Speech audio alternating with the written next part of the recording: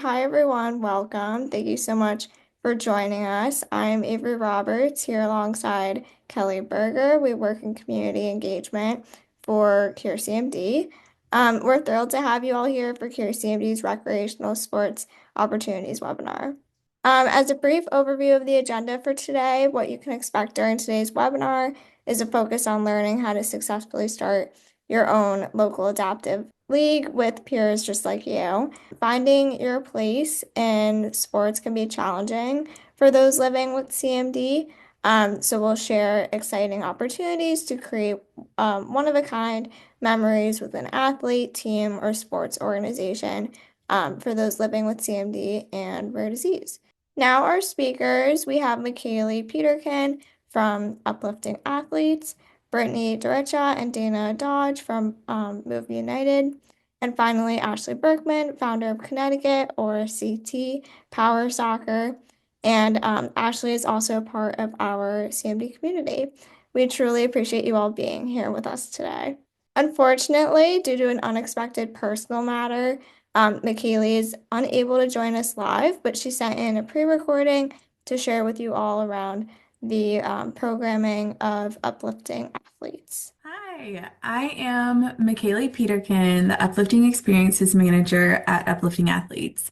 I am so sorry that I am not able to join you guys live today, but I am entirely grateful for the opportunity to record this and to be able to share with you guys so that I can still tell you all about uplifting athletes and uplifting experiences and hopefully get some of you guys out to our experiences. So I am going to share my screen. All right. So Uplifting Athletes is a national nonprofit whose mission is to harness the power of sport to invest in the lives of people impacted by rare disease today, tomorrow, and in the future. So I'm going to work backwards. So in the future, we partner with professional and college sports teams, and the college athletes that we work with. We set them up to become advocates and allies for the rare disease community, whether they go on to become professional athletes or your local bank teller. They're now aware and advocating and becoming allies forever. Tomorrow is we fund rare disease research to invest in the cures and the treatments for tomorrow. So we do this through two ways. We have our Young Investigator Draft that happens in the first weekend in February. And excuse me, it happens the first weekend in February. It's typically hosted at Lincoln Financial Field where the Philadelphia Eagles play, and it's mimicked off the NFL draft. It's a $20,000 grant. It's a grant match with patient advocacy organizations. So 10 grand from us, 10 grand from the patient advocacy organization, and that patient advocacy organization nominates a researcher of their choosing. And we award 10 $20,000 grants to for seed money to start their research. And they are literally drafted. Like I say, it's like the NFL draft. If any of you watch the NFL draft, they're literally put on the clock.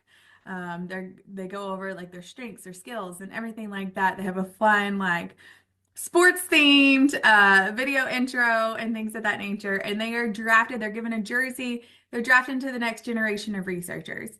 It's just a really cool and fun way to celebrate rare disease research. And then we also have another program called our Researcher Connection Program, which is a year-round application this includes doctoral students. So if you guys are having a conference and you're wanting to get a researcher there, we award $1,450 for travel. So that includes like flight expenses, gas, food, hotel, anything up to $1,450. So that's the future tomorrow. And then today is our Uplifting Experiences program, which is what I do. Our Uplifting Experiences program, we put on one-of-a-kind events in partnership with professional and college sports teams and athletes. And we're inspiring hope today by connecting families and athletes for memorable moments. These are two really incredible uplifting experiences. This one up here, the one on the top, is at East Tennessee State University. It's one of my all-time favorites. The families that participated in this uplifting experience got to run out on the field with the team, got to be honorary captains. Jill, who is our patient here, that's why she's holding this player's hand. She's running onto the field to be the honorary captain to do the coin toss for the game. And it was just such a cool, special experience. This one at the bottom is at the University of North Carolina spring practice this year. And those are all three of these guys are chapter leaders at the schools that we work with. So our uplifting experiences, so they're deliberated and coordinated effort to connect a member or members of the rare disease community to an athlete, team, or sports organization for one-of-a-kind experience at no cost to our participants. And again, these are just the photos here are just some of our experiences that we've done. So to get more into that. So the types of experiences that we do. So we do game days experiences, practices, meet and greets, stadium tours, on-field access, special events, and more. So our special events happen to be some of my favorite uplifting experiences. Our special events typically happen with our college sports teams that we work with, and they tend to be things like bowling, virtual trivia nights, things of that nature. And why I love those so much is because families really get the opportunity to connect with the athletes that we work with, and they really get to spend the time to like share about themselves, and two, to really get to know these incredible student athletes that we work with. And there's just such a bonding opportunity that happens at these events that you don't typically get when you're doing a game days, because our athletes are busy playing the game. And so they don't really get that time to sit down and connect. But at our special events, they do. They're typically 2 to 3 hours, and you're getting to play, which is the best way to get to know somebody. You're getting to play and do something fun, and they're just my favorite. This event right here was with the Chicago Bears at one of their practice events, and this little boy got to break down the huddle at the end of practice. So that's what this is. You can see his family behind him and the players circling around the other side, and he's doing the breakdown for the huddle at the end of practice. So then how are we different? So our program is open to anyone directly impacted by a rare disease. So that includes parents, siblings. So we serve adults. We serve adults with rare diseases. We serve children with rare diseases. We serve families that have experienced bereavement due to a rare disease, and those that have been cured from a rare disease. We also serve those that are undiagnosed, meaning they have undergone genetic testing, but it just hasn't been identified what their rare disease is as of yet. It's a very simple application process. You literally just have to fill out our link to register, and that's it. We don't require any type of medical waivers or anything of that. We run by the honesty policy. Being a part of this community is hard, and we don't want to make it any harder.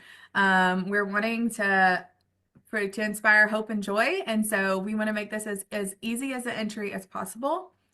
We do not limit the number of events that you can attend. So our goal is to build a community. We talk about how being rare is not rare, but having your rare is.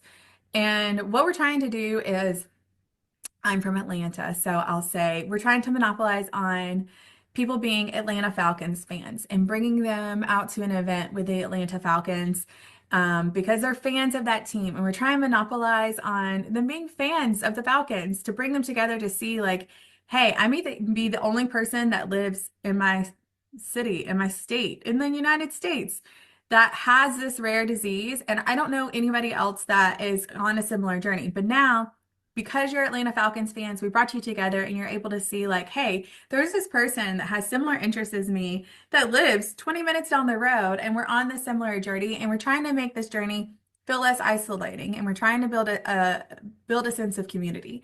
So with that, you get a better sense of community the more times you get to be able to expose to people. So we're not a one and done. We want you to come to as many events as possible. Also, because of this, the person who is rare does not have to attend the events. We have parents of children that are rare that parents will utilize a game day experience as a date night.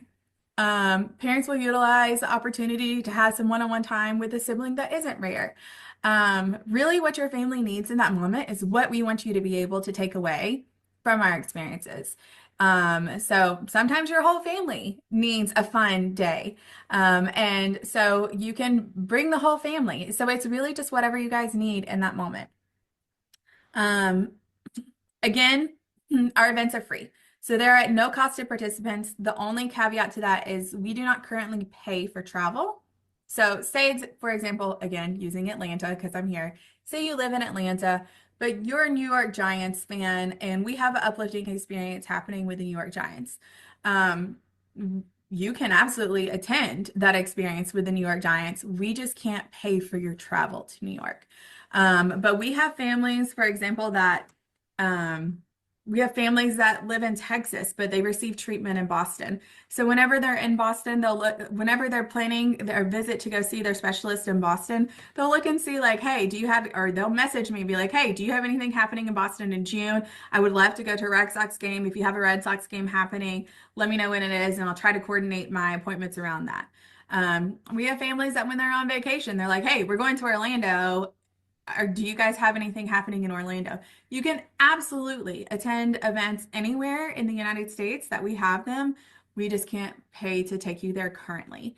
And then again, the last thing, there is no age limit. So again, we serve all ages.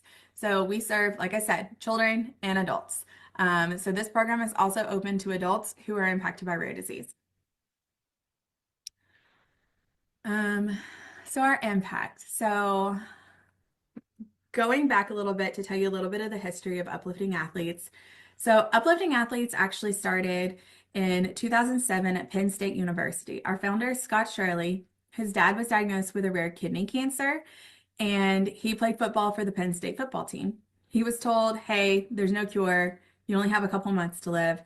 And that didn't sit well with Scott and his teammates. So the Penn State football team, every July, around the 4th of July, they invite their families to, they do a really fun workout, think like Minute to Win It, like Olympic sports fun type workout. And they invite those families to that workout. And then after that workout, they have a barbecue. So his teammates decided to utilize that workout as a fundraiser.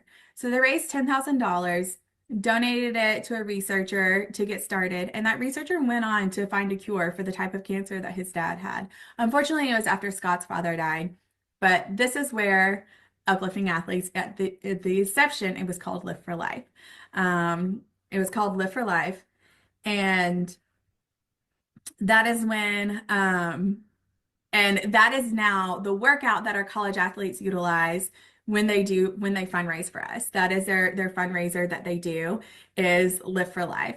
So originally we started as Live for Life, and we did fundraising for specific disease states with the college athletes that we worked with. And then I believe around like 2012 is when the name transitioned to Uplifting Athletes, and our model sort of changed.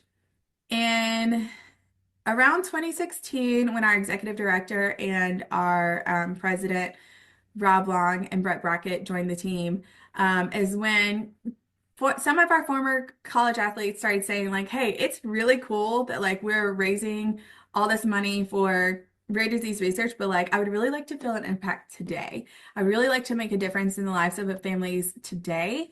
And again, going to Atlanta. I play for the Atlanta Falcons and I have extra tickets. Do you have a family in Atlanta that I could bring to a game? So it kind of started just as these like one-off things that were happening where college athletes that were now professional athletes were saying like, hey, I really want to make a difference today.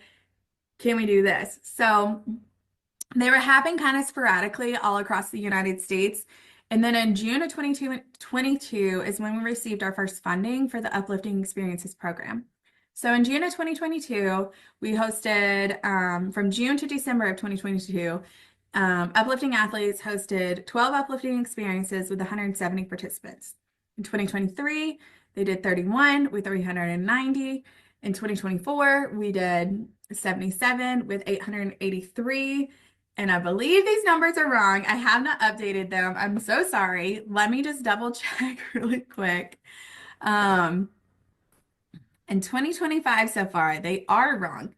In 2025 so far, we have hosted 29 uplifting experiences with 533 attendees.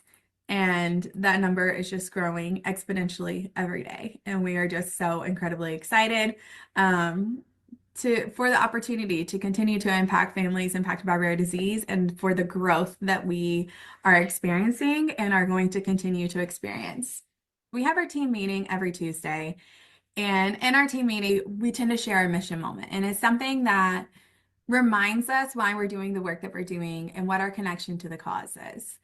And this is just one quote that just is honestly the first time that I read this and the first like probably 50 times that I shared this and read this out loud, I cried because to me it just really resonates the impact that our student athletes have just by simply being themselves and simply offering their time.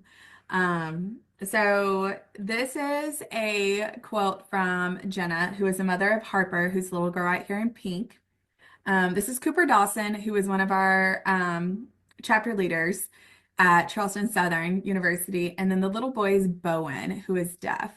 Um, so this day we are at the South Carolina Aquarium with the Charleston Southern football team going around, just having a good day, exploring the fish, hanging out at the aquarium, doing normal things. And this was the first time that that Harper and Bowen had met each other. And they just instantly bonded, just absolutely instantly bonded and had this adorable, I mean, you can see like the pure joy and excitement on both of their faces here. Um, but I just want to read to you what Jenna's response was to this uplifting experience.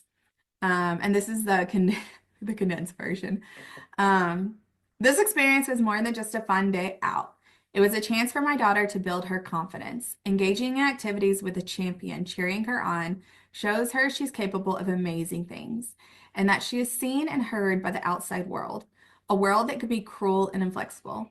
The smile on her face and the quick connections built are invaluable moments. And it's just the part about a champion cheering her on, like how she looks at Cooper, who to himself is just this like, to himself, he's like, I'm just a silly football player. But to Harper and to Bowen, he's a champion and he's cheering them on and he's celebrating them for who they are. And so my why. Why do I work at Uplifting Athletes? What is my personal connection to this cause? Um, so I am a coach's daughter. My dad was my local high school football and wrestling coach, and I had a sister who had an undiagnosed rare disease.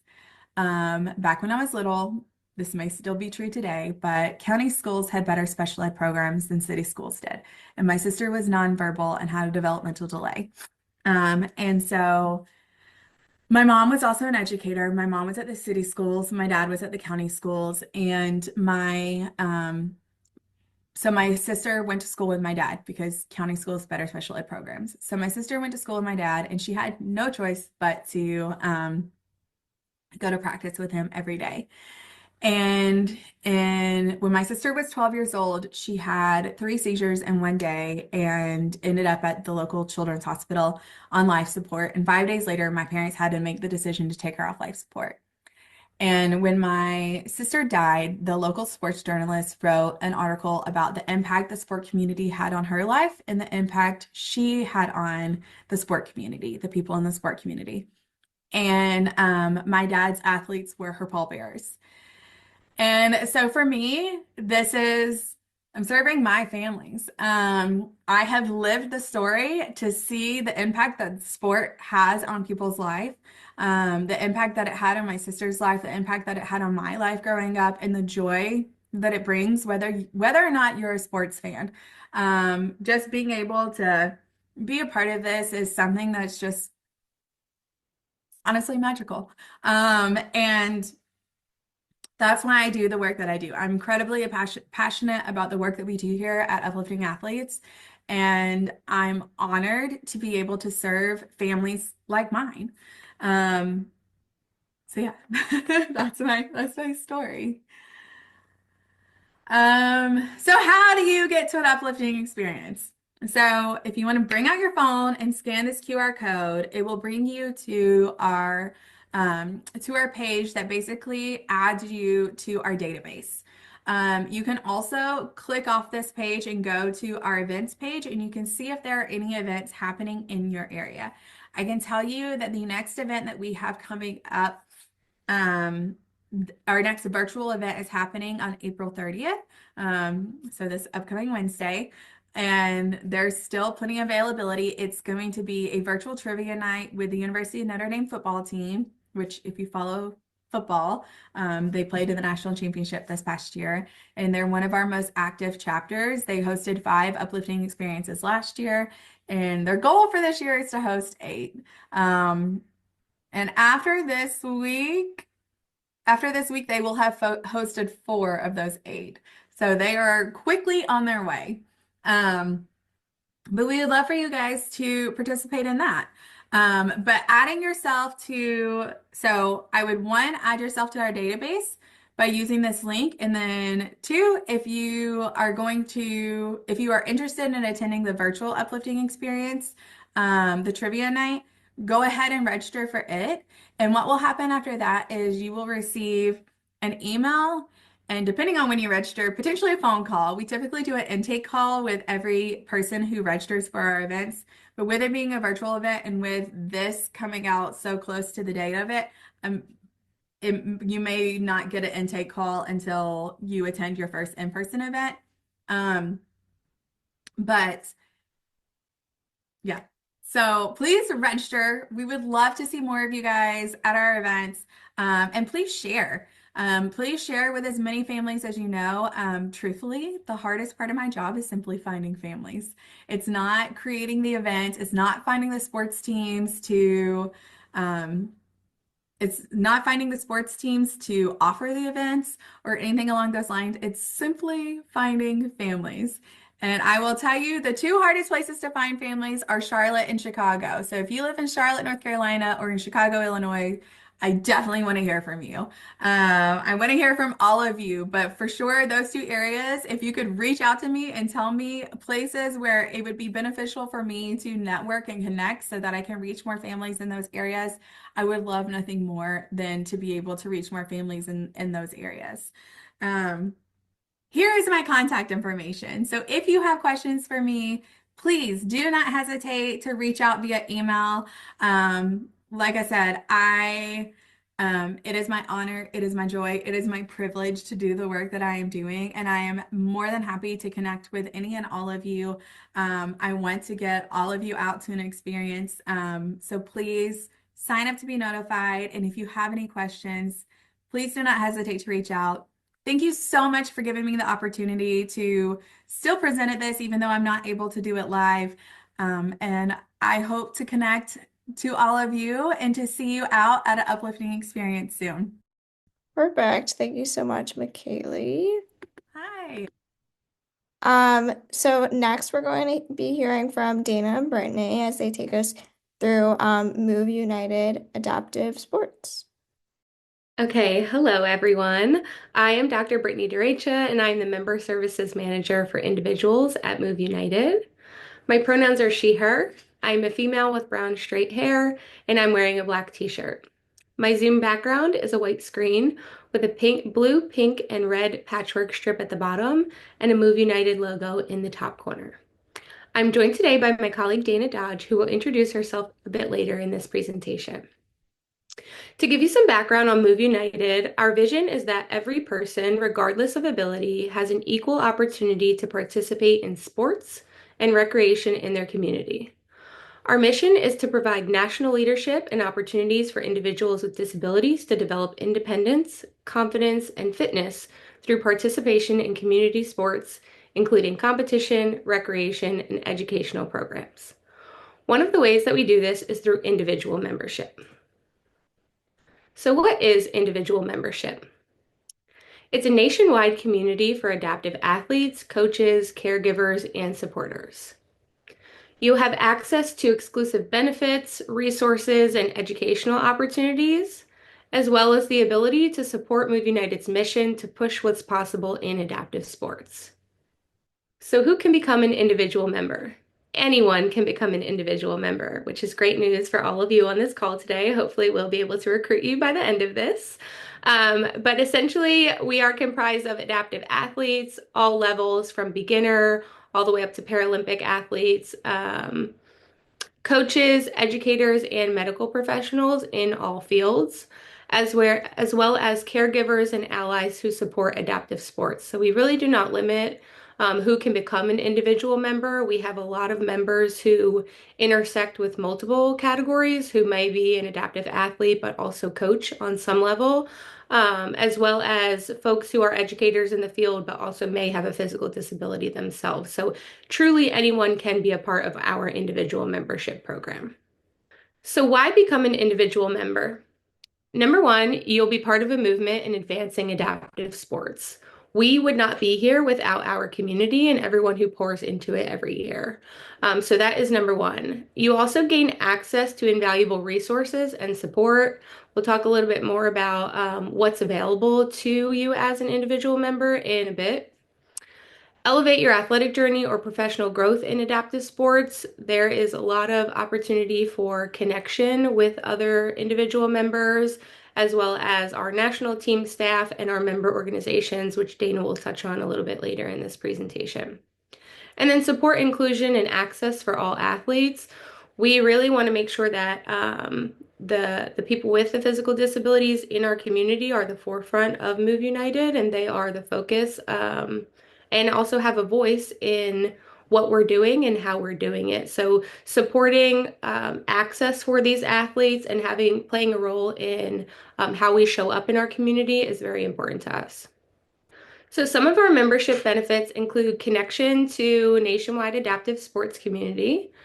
Since starting individual membership in November of 2023, we've grown to about 3,700 members. So we are rapidly expanding, and that connection to that nationwide adaptive sports community is continuously growing. We have members in all 50 states and 39 countries outside of the US. So it's not just our focus is the US, but we do have partners outside of the US who also comprise our individual membership community. Access to exclusive webinars similar to this, professional development opportunities, as well as a monthly newsletter that we call our member memo that can include information about upcoming events, webinars we're hosting, grant opportunities, or other items that might be necessary to you all. You could receive discounts on registration to Move United events or partner programs or priority registration. So Move United has 3 signature events that we host: the Move United Education Conference, the Hartford Nationals conducted by Move United, and the Hartford Ski Spectacular. So those are our main signature events, but we are having events throughout the year as well. And then eligibility for grants, giveaways, and scholarships. We give away a lot of money, opportunities, swag throughout the year. So if you are someone who is interested in either getting free stuff or you are applicable to our grants and scholarships, I do encourage you all to apply to those because they've been very beneficial to folks and can really help on the adaptive sports journey. So how can you join? Number one, you could visit Move United's website. That's moveunitedsport.org, and you can get some more information there. Or there is a QR code on the screen that makes it really easy for you to scan with your phone or take a picture for later so that you can look into it. We do have 2 membership types available right now. We have a free membership and a premium membership. The premium membership is a paid membership, $75 per year, and that gives you a little bit more access to in-depth education and training topics, something we call pro deal partnerships, which are discounts on partner websites or free registrations, depending on what the partnership is, and additional grants, scholarships, and swag opportunities for you to apply for. So we really encourage you to start engaging with the community and accessing these benefits. Like I said, I oversee this program, so if you have any questions towards the end, I'm happy to answer them and I'm available pretty much all the time. But with that, I will turn it over to my colleague Dana, who will take us through group membership. Thanks, Britt. Appreciate it.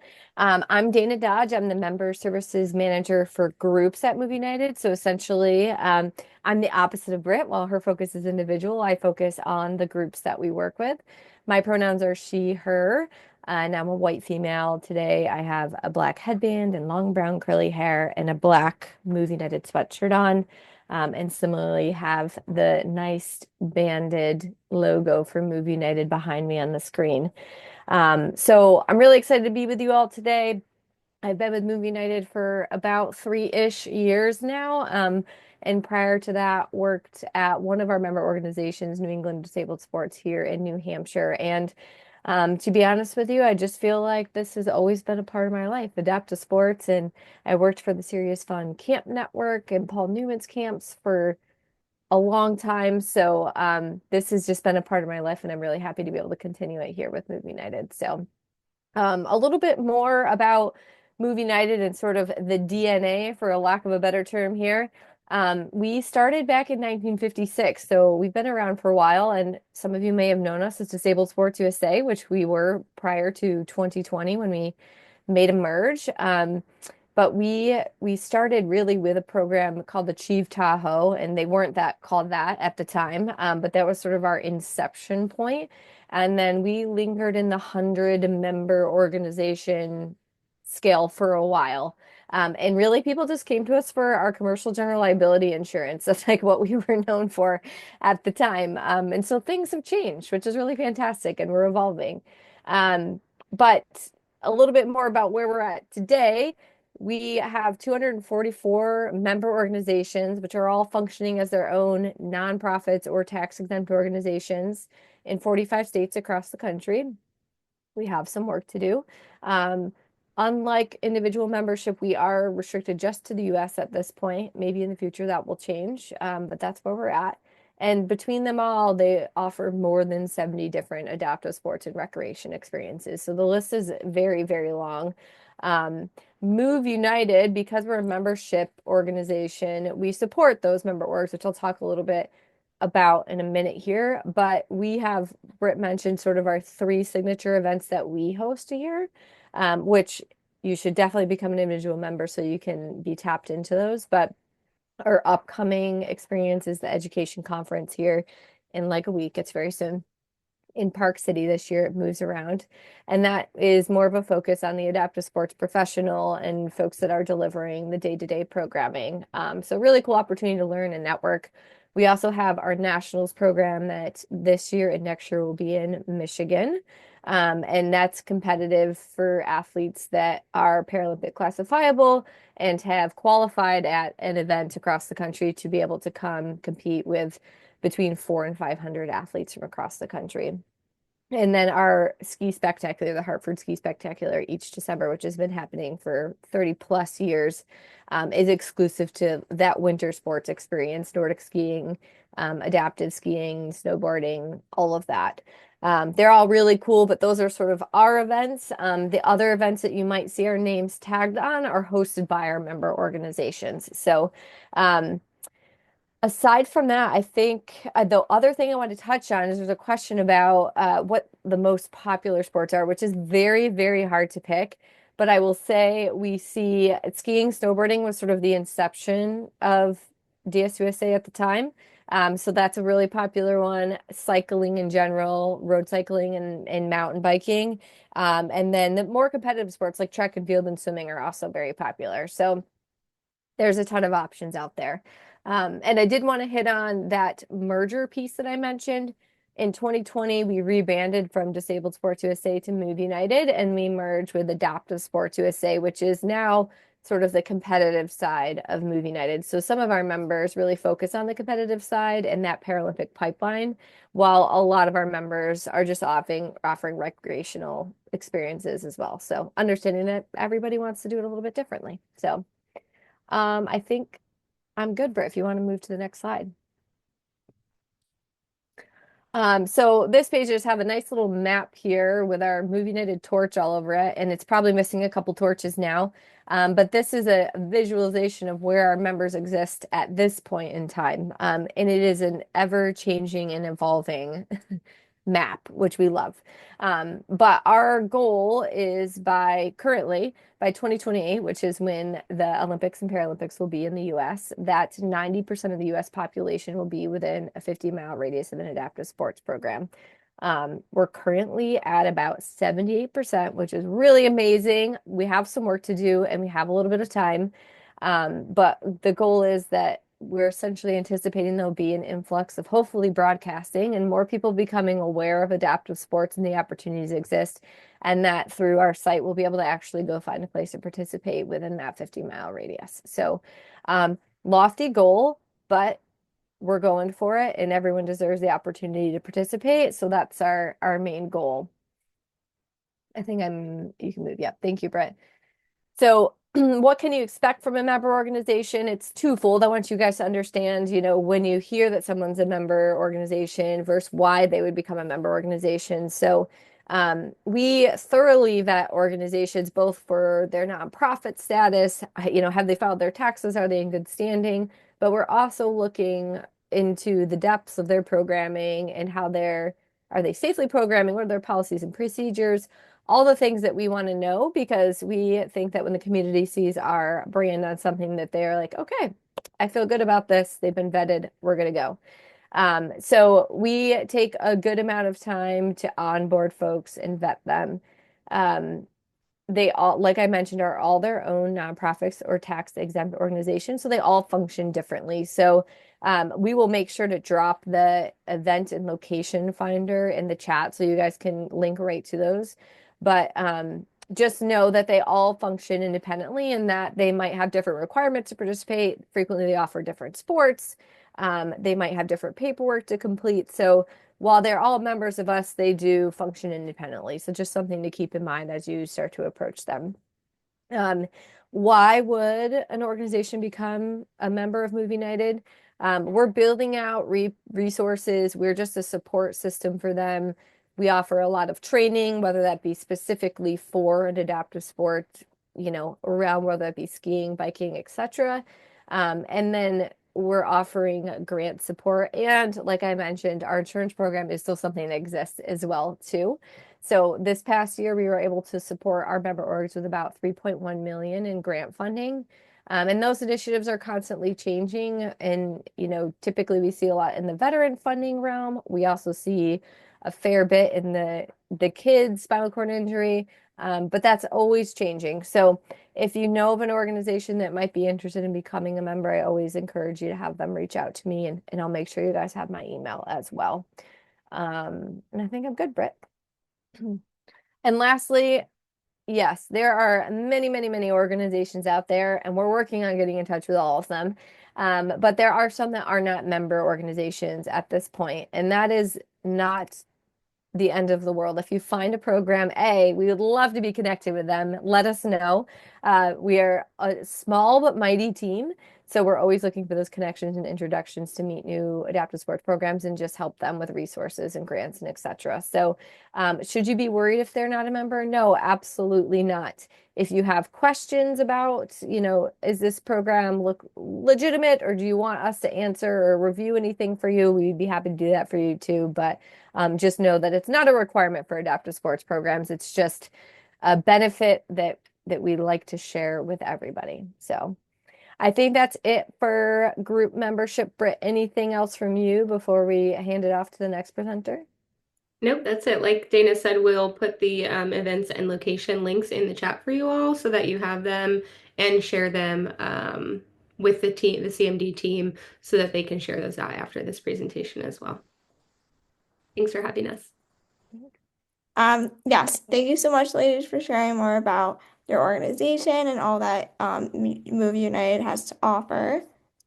Next, Ashley, and I see we have Carter there as well, who I think also just came from power soccer practice, so this is very fitting. And they will share how Ashley started her own local adaptive sports league in Connecticut for her son Carter, who you can see there, who lives with CMD himself. So take it away, Ashley and Carter. Thank you. So we have a short presentation to show you all the cool adaptive stuff that Carter has done and what kind of inspired us to starting our own power soccer team here in Connecticut. All right, so we have been very impressed with all the adaptive options that there are for Carter. So I have twin boys, Calvin and Carter. They're both almost 6 years old. And we wanted Carter to participate in all the exact same things that Calvin could participate in. And we have been very fortunate to find that there's pretty much anything that he wants to do, he can do. So adaptive sports are for everyone, as previous presenters have said. You can pretty much find a group who's interested and kind of take it from there. Here's a list of some of the things that Carter has done, and we're going to show you them specifically, but we are definitely an active family. So this is a picture of Calvin and Carter probably about 2.5 years ago when they were younger, just going for a walk on a local trail that's paved. So always options for being outside and outdoors. So this is Carter in an adaptive dance class. So we participate in our local chapter Miracle League, and they do a lot of adaptive endeavors and sports. And so dance class is one that he's actually really enjoyed. I wasn't sure how he was going to like it. Carter may look as if he's a bit shy, but he's actually a big showman. And so he really enjoys being out in front and center stage and dancing. So they have volunteers that dance alongside with them, and they get to put on a big presentation for all the family at the end. And it really impressed me how most of these participants wanted to also to dance. Adaptive baseball, which Carter's going to start his season tomorrow. We don't know what his jersey number is just yet, but he's very excited, right? Is that your favorite, maybe? Soccer and baseball, would you say? So this is another Miracle League experience that we get to do. We met a very good friend, Rowan, here that's pictured. So we have met a huge community through participating in adaptive sports. And baseball is really awesome because what they do is they recruit local college baseball teams to volunteer. And so it's really cool that Carter gets to interact with these young men who are amazing, actually. So it makes it really fun and enjoyable. So what are you doing here? We ice skate in the ice, and we're making mobility for all the ice skaters can win the championship. So this is Carter on the ice. This is one of his physical therapists, and she encouraged us to just call and ask Miss Alita. She encouraged us to call and ask the local ice rink if we could just put ramps to get him on there, and they were like, "Sure, why not?" And so I didn't run ice in and so we have a dear friend whose husband works at an ice rink as well. And so Carter and Calvin have been out on the ice a lot. And Carter has played with the hockey stick and the puck, so he gets to have a lot of fun out there too. And there was recently a skating PTA night for our local elementary school, which we all got to participate in because Carter got to go out on the ice. This video here is of adaptive skiing. This has been my most favorite thing to watch Carter do. If you've never seen it before, it's a trip because basically he gets strapped into a toboggan-like situation you see here. And I just let the adaptive ski instructor take him up on the ski lift, just like anyone else. So he goes up the mountain. My husband, Matt, is pictured here. He does snowboard. I unfortunately have yet to learn to ski or do any of that, which I'd love to.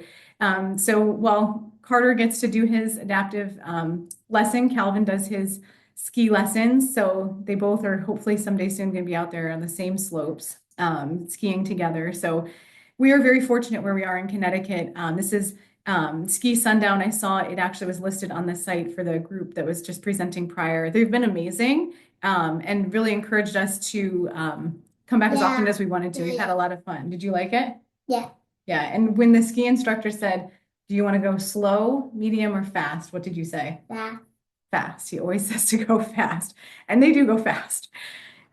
Swimming kind of goes without saying. It's a very easily adaptive sport, and we went to different swimming pools. Hang on one sec, honey. And so we use different adaptive devices in the water, from a neck float to, just like various pool floats that support him. And on the bottom here is a splash pad. We actually visited Disney for our Make-A-Wish trip, and we visited another friend who has congenital muscular dystrophy, Ben, right there. And it was an awesome experience. That was part of our Make-A-Wish, was we wanted to connect with that family. And they live in Florida, so swimming is like a necessity when you visit.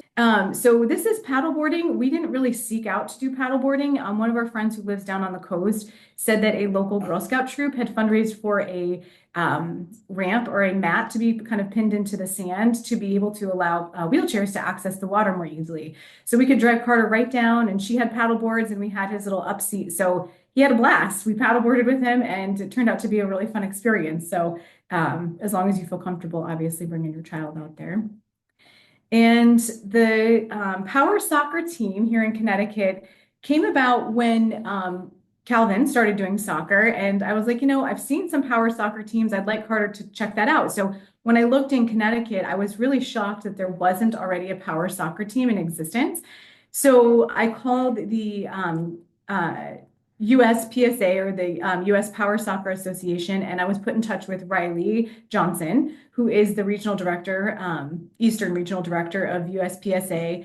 And he said, why don't you start your own team? And I just completely laughed because I'm not a coach. I am not super athletic. I don't really know that much about soccer, let alone power soccer. But he really encouraged me to consider that. So I mentioned it to a dear friend who actually is a soccer coach.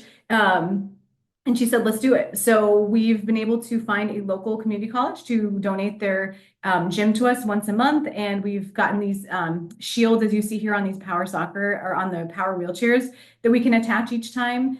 And we've been having a blast. So we've been learning from Dana, our soccer coach, who has a very fancy power soccer chair. She's been doing this for many years. She recently graduated UConn and is starting a nonprofit actually for adaptive sports. And Carter has just blossomed. Like, he's dribbling the ball here. It just like blows my mind what he's learned in such a short amount of time. We started our team in September, and we are, growing and would like to grow more. So definitely send people our way if you're in Connecticut, because we want to have more and more people. So we have had Carter in adaptive devices. Yeah, since early on. So this power chair, the ProMobile Mini, was one of the first of its kind, and Carter got this from a grant. You're right here. What are you doing there?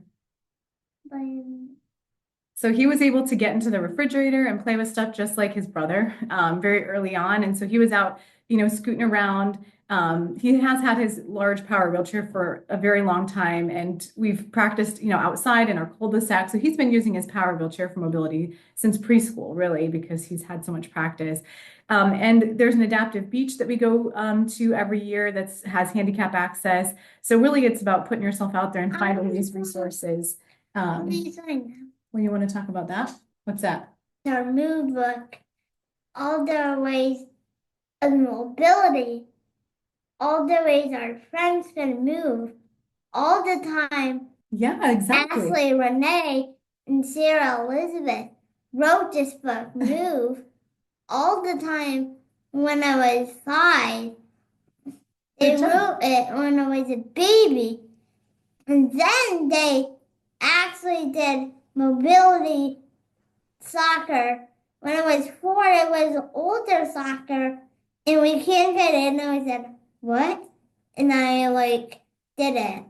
Yeah, so just like Carter said, we were like, what? There's no soccer team, so we made one. And so this is just the front cover. In the book, we actually have included a lot of community members and their illustrations and their likenesses doing their respective adaptive sports that we've seen them do, which inspired us to write the book.